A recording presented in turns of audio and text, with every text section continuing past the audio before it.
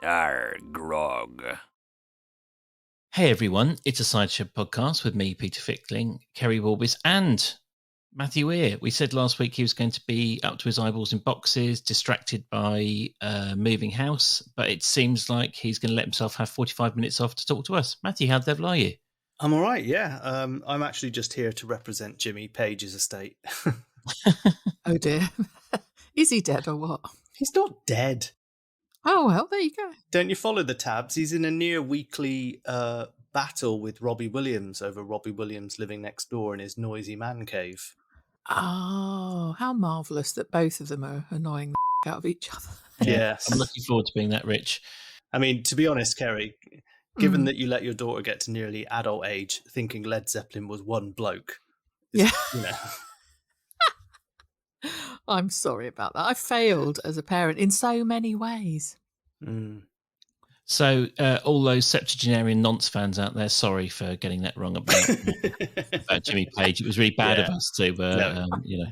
There is something quite dodgy in his past, isn't there? Yeah, involving one woman for sure. So let's chuck an ad in and talk about the only thing that's worse than Jimmy Page's past, The Archers. Way. I'm like a stuck record, so I'm just going to shut up. Guys, what did you think of this week? I enjoyed it more than the week before. Controversially. Yeah, and to kick things off sort of controversially again, I must say that I really, really have enjoyed Martin Gibson and George. Yes. This week. Not necessarily for what they've said or what they're doing, although I think Martin Gibson, actor man, is so funny. I loved him sort of barging into the interview and just taking over and sitting in the wrong chair and everything. And George, I think, has played a blinder this week as well.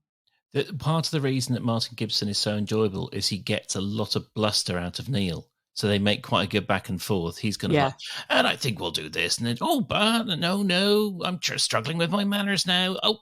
But Martin. And it's like, you get quite a good little riposte. Yeah, really enjoyed that interview thing. It was very frustrating, clearly, because Neil's been stitched up like a kipper. Is that a thing? But, can it be the making of George, or is he going to just fail massively? This is where Matthew tells us he's worked in a pig indoor pig unit because, Just it's one of the few things I haven't done. How has George pulled it off, first of all? I mean, Hannah thinks tonight is just because he's cheap, doesn't he? And Martin's just seen the balance sheet and just knows that he can kind of manipulate him at the same time as appearing a mentor to him. Because there was all this power to the people stuff a few months ago when Hannah, Neil and Jazzo discovered Martin Gibson's blind date episode. And they were able to renegotiate Jazz's contract and the hours and all of that. And I was wondering what George has. I think he's probably found like Martin and Pam's OnlyFans or something. And this is how he's got the interview. But yeah, I quite liked Hannah. It's very rare that I like Hannah. And I enjoyed Hannah tonight, putting him in his place. Was it she said something about like, don't think so, mate? Like when he said he was going to go and sit in the office and he did quite... Neil did, or Jazza pointed out before, that they were just looking at cars last time he was in the office. And we found out tonight he found Pam a new hatchback. Yeah. But like trying to save money by employing George is rather short-sighted, isn't it? Because he could wreak absolute havoc and cost a lot of money, potentially. But will he? And also, I mean, I'm hoping that George actually has a bit of a kind of Damascene moment and not necessarily sees the light, but at least kind of his ego. Let's put it this way. It might be his ego that makes him a good worker. He might realise that he doesn't want Hannah to, be able to walk away and say he's done a terrible job. And also, if you, as Nepo babies go, it's not exactly Paris Hilton, is it? Getting the job at the pig unit. Getting that gig. I think I really, really yearn for him to prove everybody wrong and do a really good job. I thought Emma was really naggy towards him. Did you? Hannah spoke awfully to him as well. And I know it's because she's wary of him, but, if that was any other new employee, you can't talk to people like that, can you? Just sort of let him fail in front of you and then tell him off. He hadn't actually done anything wrong, had he? No, but do you not think Neil had got to Hannah, though, and had a little moan about it? That's what Possibly. I felt. And it was also Hannah's contacts that had got overlooked for the job, and she knew that they were well savvy. They were pig savvy. And yeah, that's true. I think she was aware of that as well. I mean, is it not pronounced Savaloy?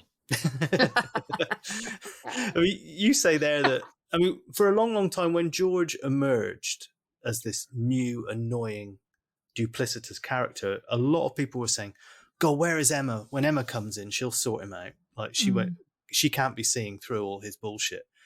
But yeah, she nagged him a bit about moving in with Nanner and etc. But at the same time, she is as blinkered as Susan, isn't she?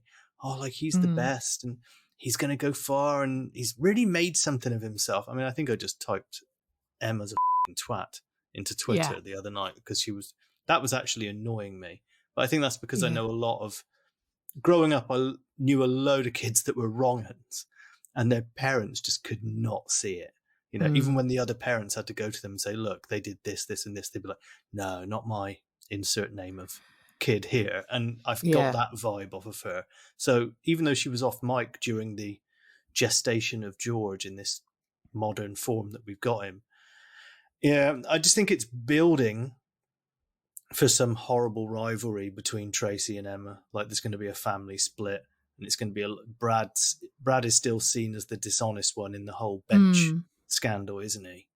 Yeah. I don't know. I like him because he's an asshole, and in the same way that I liked Philip, but I also wanted Philip to be caught. Yeah, true. But you're right about Emma, because even when Neil was saying Martin arranged everything, the answers were all rehearsed. Martin's not a good role model. Emma was not absorbing anything that Neil was saying to her. Just ignored him and talked all over him, didn't she? Yeah.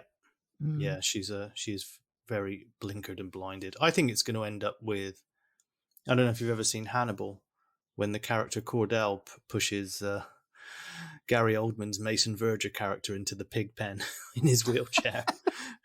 Like, Anthony Hopkins goes, Cordell, just push him in. You could always say it was me. And just leaves with Clarice Starling. And I think it's going to be something like that. Martin's going to say, like, push her in, George. Gibson. Yeah, Gibson. I'm sort of rooting for George, though, a bit. And I have been before in the past, bearing in mind where he's come from, his situation. And I know that doesn't excuse everything he's done, but I still think he's so young. He talked us through it, didn't he? He said to Ed and Will, he was like, you guys might be used to it, but I'm the laughing stock. I spend half my time kind of like, deflecting jokes about my weird family, this kind of this sex cult living on a farm. So, and also with... You say, we said once before that Emma is David Koresh, didn't we? Yeah. And it's just Waco, that place. Oh God, I'm not wholly blinkered and think he's great, but I do think he's got reasons for his behaviours, really. He's also, all the characters we tend to like are characters who, like real life, are nuanced, have good, have shade. And that's definitely George. Like, he has moments when he's quite charming. He's obviously incredibly self-centered and selfish, but then he's also young, so you give a certain amount of a pass to it. I just think he's quite a kind of interesting character. Like, it's like everyone hated Manchester United for all the way through the 90s and early 2000s because of their relentless success. But I was always like, well, just a second, they've never bored you. The same thing with Arsenal. I never hated Manchester United or Arsenal as a neutral because they never bored me. If you went to the pub and watched them, it was worth your time and money. To hate Derby or Bolton or West Ham, don't, my team. Are you saying George is going to dishonour and discredit the FA Cup by leaving to go and play in the World Club Championship in Brazil? Yeah. George is definitely a half and half scarf kind of guy, I think the problem for me is I get all of that you say about George. And like I said, you do want a bad guy. I think what I don't like is it's to the detriment of Brad. That angle of it pisses me off a bit, I think. And to know that like Brad is this really cool, sweet, caring kid, and he's now being judged through the prism of this situation that George has cooked up. Well, think of it like stinging nettles and dock leaves. Where there's stinging nettles, there tends to be dock leaves. So more George means more Brad, because I think they're, like I said before, they're like Joe and what's his name? Who was his big rival?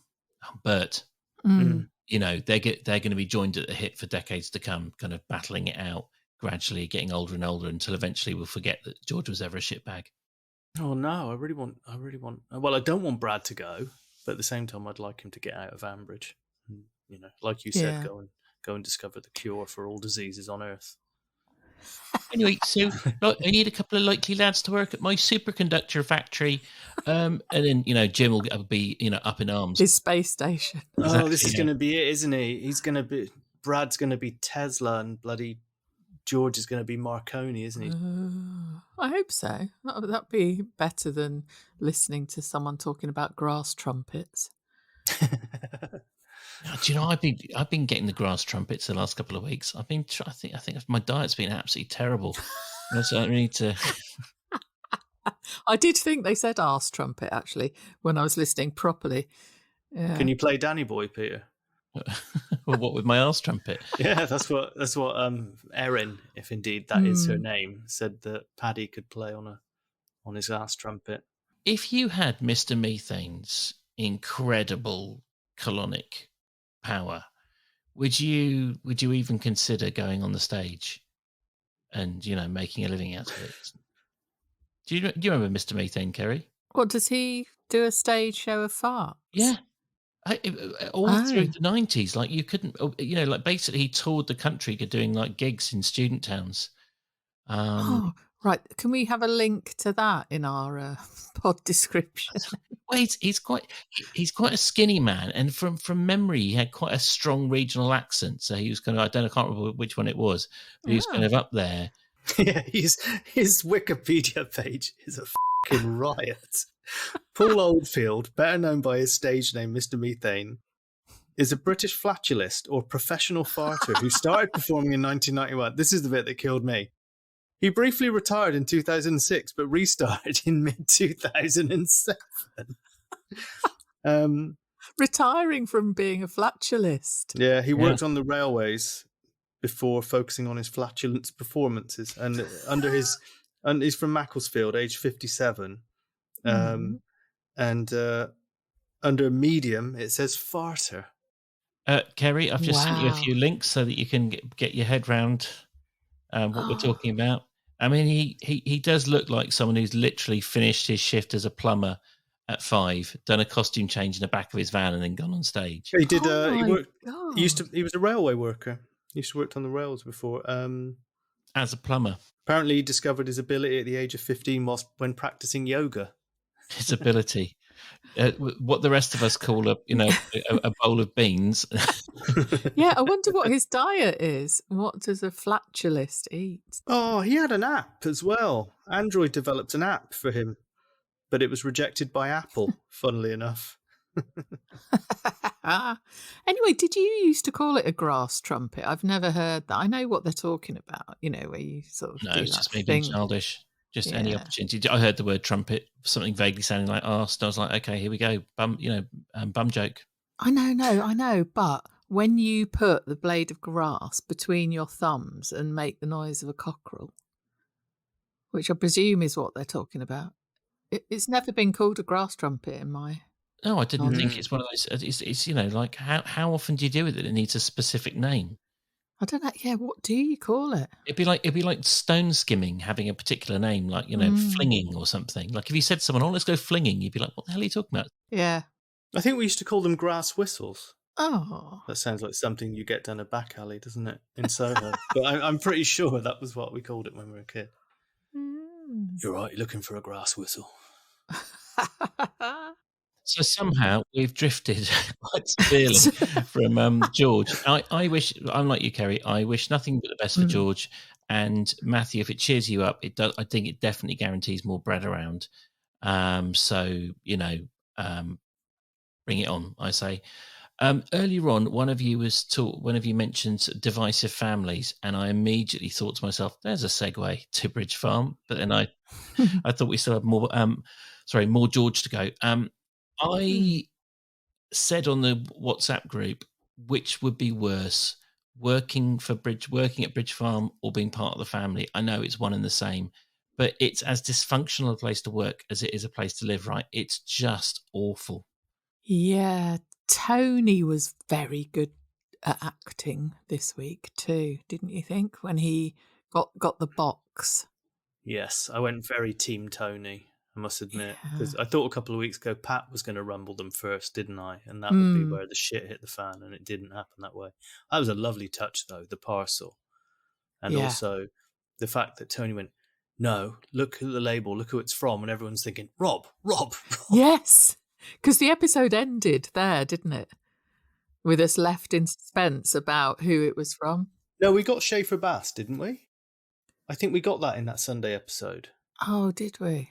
I think so, yeah. It wasn't sorry, yeah. The scene ended where he went, "Look who it's from." It went then to Hannah and Neil, didn't it? Talking about interviews. Yeah, sorry, you're right.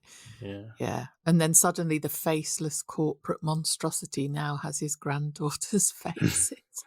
Yeah. I thought it was quite interesting, speaking of Bridge Farm, what you were saying there, Peter, was that Pat said to Helen, "Well, Tony and Tom will have to see sense, or life at Bridge Farm will become unbearable." I thought the verb "become" is doing a lot of heavy lifting there, really, isn't it? What a funny old bunch they are.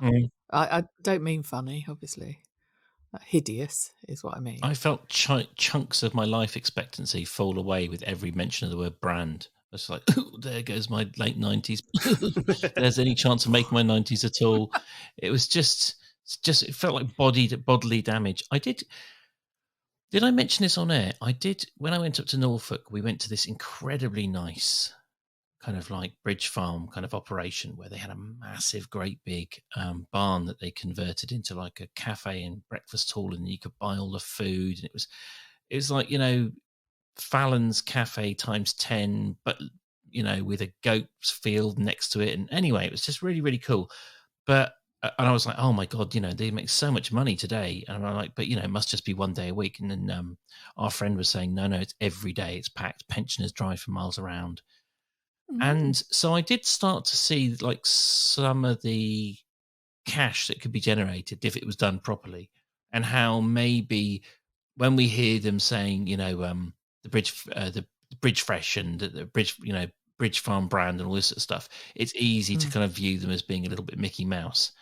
But then you remember the personalities involved. There's no way they would have got it this slick or this big. And that window that they've been going on about is it's some tatty old piece of rotted wood with a kind of like borrowed piece of glass in it. And I don't know. Am I being too reasonable trying to imagine it is actually like a proper big slick operation?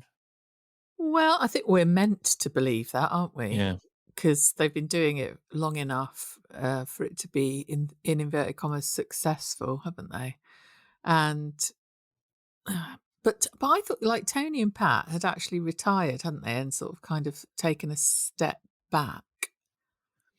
So it's funny how much control they still want to have. Like in theory, he did come round in the end, didn't he, Tony, and said, or Pat said, sorry, to Tony, that actually the future of the farm is in their hands and we've got to just trust them. Yeah, yes.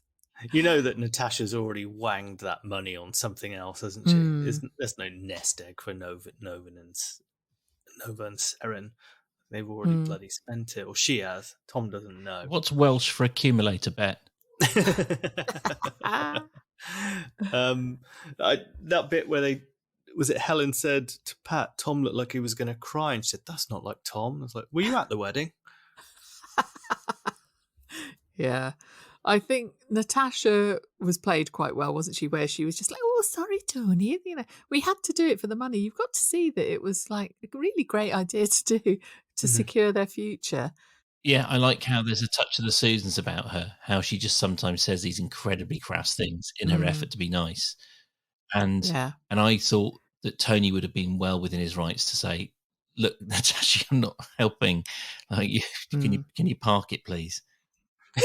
There was that bit when he said, it was on Sunday's episode, wasn't it? Where he said, like, Helen said, I'm going to go outside and do whatever. And Tony was like, you deal with it. I can't trust myself to be polite to anyone. I just imagined he was going to go outside and Harrison would be like, cracking rogation today, Tony. Fuck off, filth. But I do feel for Tony. It's awful what has happened, isn't it? It's so pure greed. He can't trust Tom to do anything at all. But it's a bit weird that they're suddenly thinking, "Ooh, Tom and Natasha are perhaps not the best kind of people." That they have been quite blind to what they're really like, haven't they? No amount of Welsh fudge is going to paper over this crack, is it? No. And I mean, Tom and Natasha's courtship was like Mayfly style short, wasn't it? Yeah. It was ludicrous. Like, she came to do some assessments and business advice. Tom was still shagging Hannah at that point in a friends with benefits relationship. And then suddenly he just made the switch. They got engaged and got married, and then she freaked out and ran off to Llandudno for a couple of weeks or something. We never really know what happened there. And she's not into this Evesham idea, is she? Because she's thinking about childcare and the fact that they'll be detached from everyone. She likes this setup where they've got quite a lot of support, I think. Well, she did say to him, all your money and your inheritance is tied up in this farm. So she is always thinking about the money, isn't she? Yeah. Yeah. Have you been to Evesham? No. Okay, here's a poem. It's called, I've been there. Here's a poem. It's called Things I Like About Evesham. There's a very good 80s glam rock band from Evesham called Wrathchild that had a great single in about 1988 called Nana Nuclear Rocket, which was a bit Ramones-esque. But apart from that, I don't even know where it is. It's in Worcestershire, isn't it? No idea. Did I tell you once that I played cricket with a kid on the green in Evesham, and the kid asked my parents, could I join in? And my dad said, yeah. And when my dad asked, what's your name? The little kid said, Dean Martin. Yes, I remember that story. I did not recall it was in Evesham. That was in Evesham by the river. And when I bowled him out, he got shitty. And my dad said, you better let it go or he'll get Sammy Davis Jr. on you. And then his parents went, come on, Dean, we're leaving.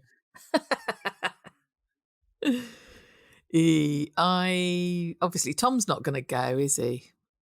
How can he afford this organic market garden place anyway? They couldn't afford it. Yeah, because Natasha's already talking about special loan places, isn't she, to do it? Well, she seems to be trying. I mean, it's very manic this week, isn't it? Because you've got Tony and Tom going at each other, and in between, he throws Evesham in Tony's face.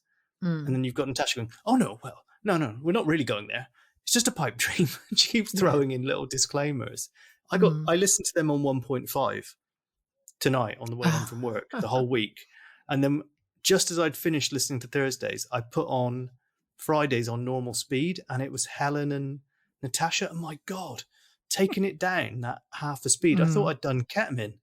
They were talking so slowly. About not having a brownie. I really did have a vision at some point. We later heard it was Tony fixing a style, but I imagined he was angrily drilling holes into the heads of all the Schaeffe Baas teddies whilst just denying Tom. Expensive teddies and musical toys. Oh, well. Where does this end? And it's only overseas, the ads. Yeah. So does that mean Rob sees it when he goes back to Minnesota? Well, do you not think Rob might have some sort of illness, or is Miles bullshitting? Well, Miles said, you don't understand, which led us, I mean, I just thought Rob's dying, isn't he? He's got the same thing that Ursula? Was Ursula the mother? Maybe there's some hereditary illness in there, and that's what terminal this is all emptiness. about. I mean, the Titchener brothers, they must be a great laugh. Imagine Christmas round their gaff. Pass the gravy. Yeah. But when you heard Miles, did you think it was Rob or not? Or did you know it wasn't? Or did you know who it was or anything? I think my brain tricked me into thinking it's him. And then I just thought, no, it's just too bloody obvious for it to be him, isn't it? But then who is it? Is he cloning himself? I wished it had been him. It would have all sort of kicked off sooner. We're going to find out on Sunday what the story is. Well, Helen said, get out. You'll never see him again, or something. And it's like, oh, just a second, Helen. Yes, the courts say that he is allowed supervised. And do you really want to go to jail again? He's actually been told that he can host Jack's birthday party, and he's not taking him bowling or to see Pat's goats. So he's going to have a much nicer time with him. I don't think that anything that Rob did is supportable. I don't think that you can say anything nice about him. Like, I don't, but does he have rights? I mean, is his mistreatment of, because when you read the newspapers, when you see the newspapers, there's lots of examples of kind of people who have been through similar experiences to Helen, who are forced to let their children go and have supervised access with the father. I don't think she can stop him from seeing them, can she? Yeah. I'm completely ignorant, by the way, and I'm not. I'm trying to say this carefully because I don't want to upset anyone, and I'm not trying to suggest I have a desire for Rob to see Gideon. I don't think they will say that though, because there's that no contact order thing, probably using the wrong term, where he's not allowed to actually go near either of them, is he? Yeah, I don't know, but there's also this is a long way down the line, but at a certain age, Gideon, what's his real name? Jack. Jack.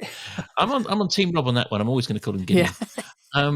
But Gideon will eventually be, of age, and he might want to see his father. And also, we all know 100% certain Gideon will be a wrong 'un.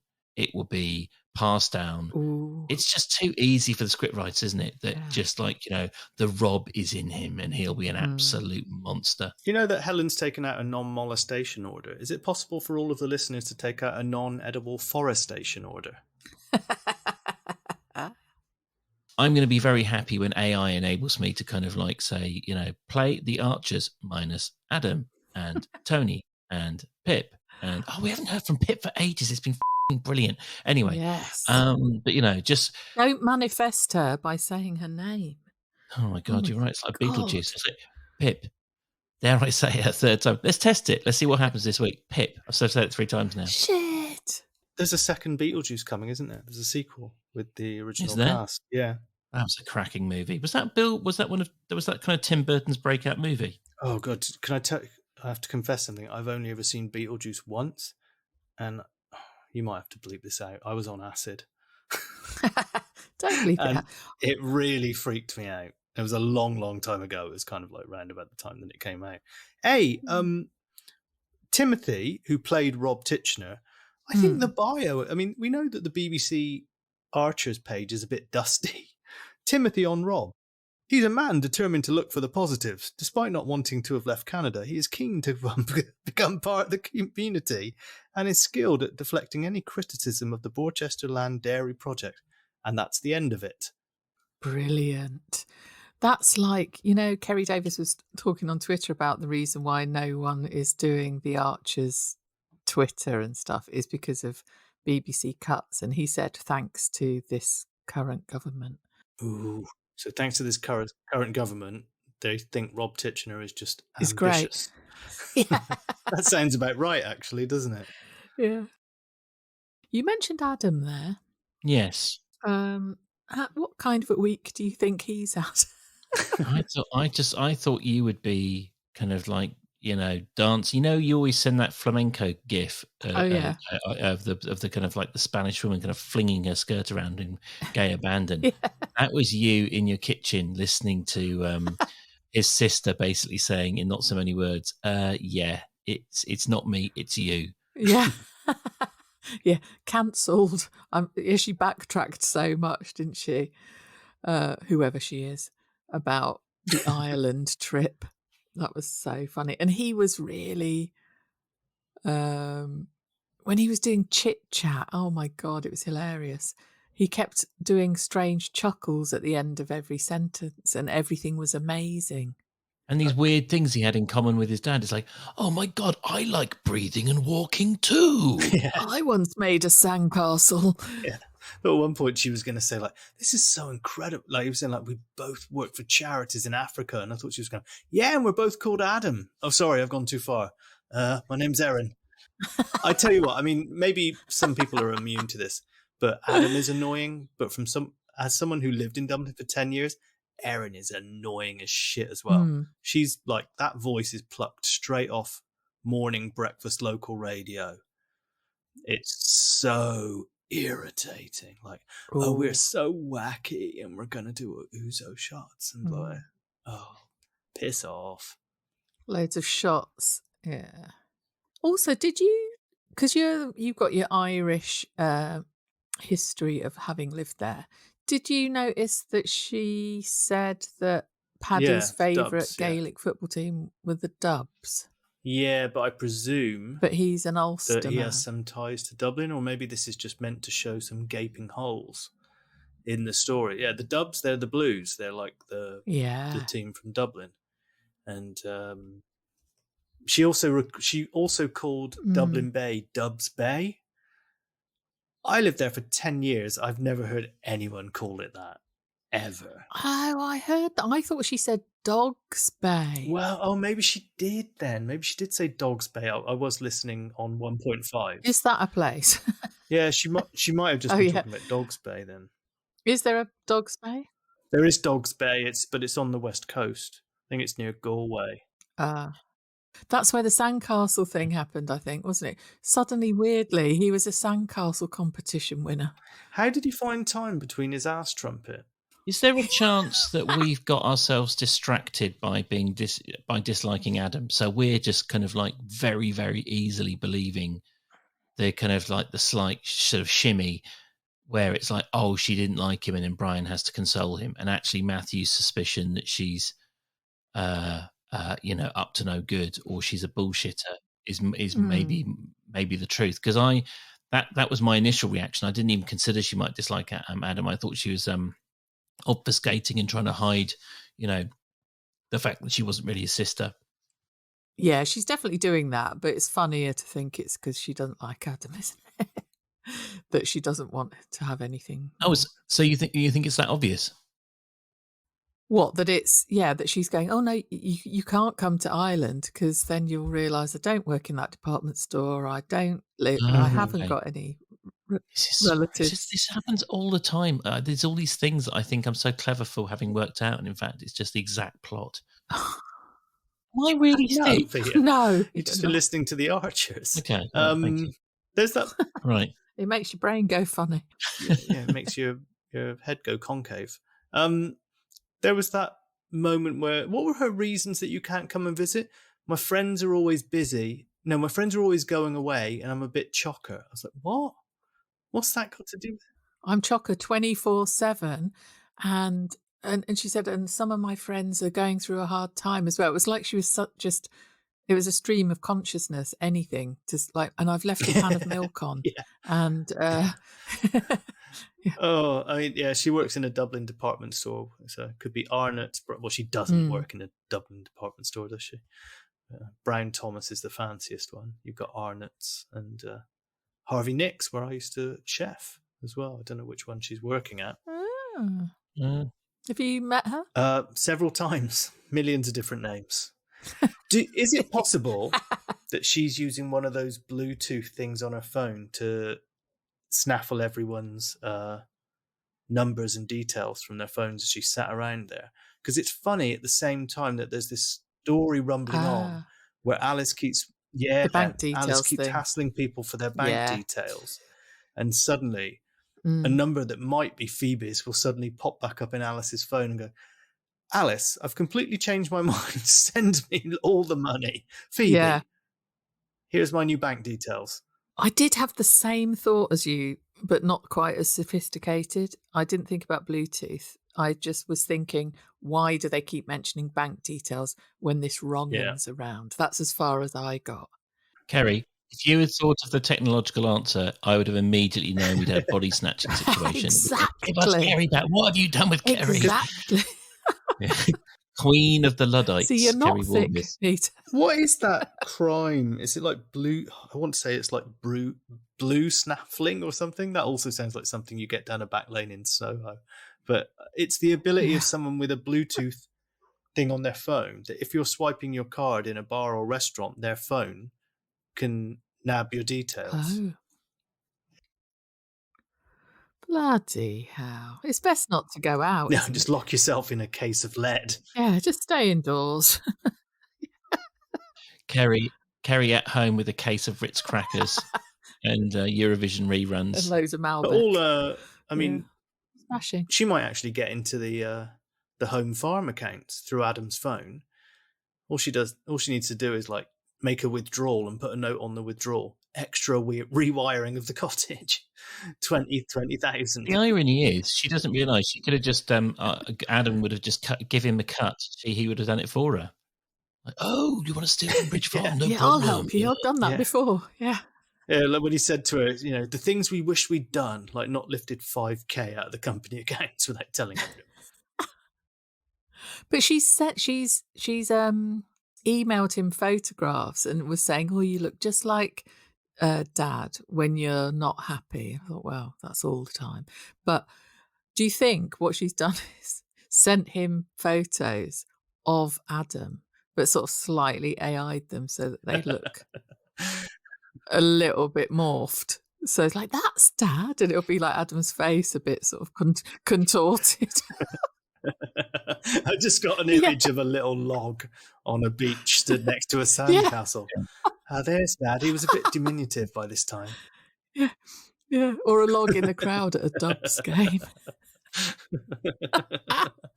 Oh. Dear. And they'll go, oh, yes, you see, she's not a scammer at all.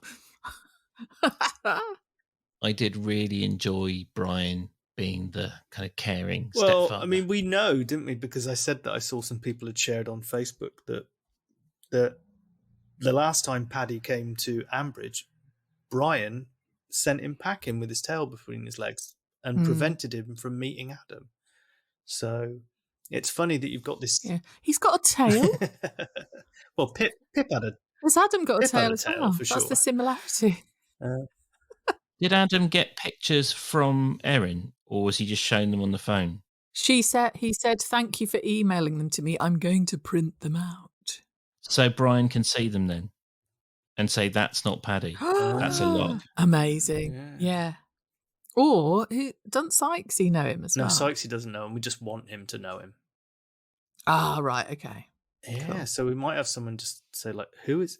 Yeah. Imagine him like, Adam. That's Peter Lawford. What the are you talking about? He famously had a holiday home on the west coast of Ireland. You moron. Yeah. Or he'll say something like, No, that's Rory Hodgson. Yeah. Like it would just be some other guy. There was a moment where I was about to tweet when he started heaping praise on Adam. And I was mid tweet, like, how pissed is Brian? But then Adam just suddenly went, how many of those whiskers have you had? He said it. And I was like, delete tweet, not required. Yes. How much have you drunk? Yeah, because Brian, it started well, didn't it? When Brian went, it's never too early for a scotch. Like, yes. And obviously Brian went really OTT. You're a great brother, a father, a husband, a son, a stepson. It was like so many different versions of Adam that are amazing suddenly. Thoroughly decent chap. And then Adam is now going to ask, do you think he just buttered him up so that Adam does ask Tony if he can spare him for a few days to help Brian out? Yeah. I loved Brian saying, trouble in organic paradise, huh? Oh, yes. Yeah, he loved that stuff isn't going well with our Tony, Yeah. didn't he? And I liked that they laughed about needing to differ in opinion at least twice a day or it won't be any fun. And it ended, cheers. Well, yeah, a cautionary note here. Brian was on quite a big old health kick, wasn't he, as a result of Jenny's condition, which we didn't know at the time that was why he was on that health kick. And Jenny's gone. We've heard Brian getting stuck into the grog a couple of times this week. Pint of Shires, several whiskies, and now he's going to work full-time on the farm next week while Stella's away. And as we said, that receipt for the drill is going to be in the drawer. What might happen? Oh, yeah. Yeah. Oh, God. And also he's bonding with Adam, isn't he? Yeah, it's the Four Horsemen, isn't it? It's the end of days. Bonding with Adam. Yeah. You know something's up when that happens. For did it not say in the book of Gideon, when the dull log man doth get ripped off by the Irish DJ? Book of Henry in the New Testament, isn't it? Oh, and speaking of DJing, Freddie won the Eurovision competition. He did. I don't know how you two do it. It's like, I don't know. I might as well be remembering my first day at kindergarten, trying to remember last Sunday's episode. You knew it was on Sunday, though. Yeah, true. Yeah, it was an Italo house set he was doing, wasn't it? Yeah. Oh, I get it. I mean, I get it now. I was like, why was Harrison congratulating him in Swedish? And it's because Sweden rigged the Eurovision, didn't they? So they can host it next year and have ABBA. Oh, yes. I did. I loved it when Harrison said, "Thanks for roasting us." I was like, oh, what sort of spit roasting was going on at the Eurovision? Barry had so many pints of Shires that he thought that the Brookfield Von Trapps were actually singing and weren't lip syncing. Oh, and wanted their autographs. Yeah, I think he's been like mixing Shires with his ferret medication. He's been his ferret. His pet rat scabies. No, it's rat, isn't it? He's got rat scabies. Yeah. Oh, don't know. He does have a ferret as well. I'm sure I haven't dreamt that. Anyway, such nonsense probably precipitates an ad, doesn't it? God, yes.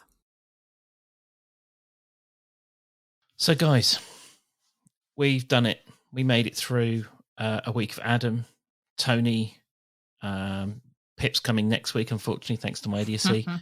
But I'm glad you enjoyed it a bit, Keri, because that was a tough week for me. Although, as I said, I did get some pleasure out of George, and I think Matthew will. Do you think there's any chance you'll come round to being a George fan, Matthew? Or was that off the table? I am a George fan, but at the same time, I want him to be found out. It's difficult, isn't it? I loved that. We don't know. No one else knows except us. Almost House of Cards, like that we were in on the secret with Gavin and Phil about the slaves and nobody knew. But you do want them to get caught. So, but I think George's fall will be far less heavy than Phil's. Oh God, yeah. Breaking up a bench is a little bit less serious than I was going to say he's barely done anything. He's 17 or 18. If Matthew becomes a magistrate, bloody hell, watch out. It's equivalent to slave driving. Yeah. 30 years for knocking over a bike or something. Oh dear. Yeah.